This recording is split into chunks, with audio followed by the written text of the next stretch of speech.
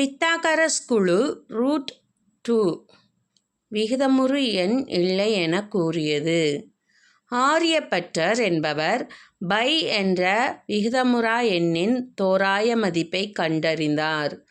கிறிஸ்து பிறப்பதற்கு 800 ஆண்டுகளுக்கு முன் உருவான சுலப சூத்ராவில் விகிதமுறா எண்களின் கட்டமைப்பு பற்றி தெரிவிக்கிறது.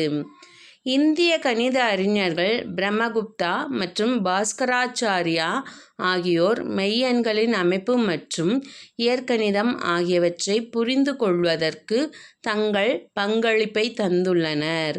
மிகை மற்றும் குறை மூலங்களை உடைய பொதுவான இருபடி சமன்பாட்டுக்கு பிரம்மகுப்தா தீர்வு கண்டார். ஒன்றுக்கும் மேற்பட்ட காணப்பட வேண்டிய குறியீடுகளை கொண்ட இருபடி சமன்பாடுகளுக்கு பாஸ்கராச்சாரியார் குறை மற்றும் விகிதமுறா தீர்வுகளை கண்டார். மெய் என்ற சொல்லை அறிமுகப்படுத்தியவர் ரெனி டெகார்டே. மெய்யெண்களின் அமைப்பை மிகச் சீராக கட்டமைத்தவர் ரிச்சர்ட் டெடிகைண்ட். நான் பார்க்கிறேன், ஆனால் நம்ப மாட்டேன் என கூறியவர் ரிச்சர்ட் டெடிகைண்ட். எதை நிறுவ வேண்டுமோ அதற்கு நேர் எதிரான கூற்றை எடுத்துக்கொண்டு முரணான கூற்றை வருவித்தல் முரண்பாட்டு கூற்று மூலம் நிரூபித்தல் ஆகும்.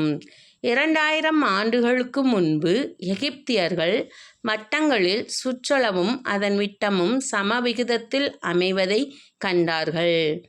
ஜோஹன் ஹென்ரிச் லாம்பர்ட் 1767 பை என்பது ஒரு மாறிலி என நிரூபித்தார். √2 என்பது ஒரு விகிதமுறா எண் ஆகும். ஒரு வட்டத்தின் சுற்றளவுக்கும் அதன் விட்டத்துக்கும் உள்ள விகிதம் பை என்ற விகிதமுறா எண் ஆகும்.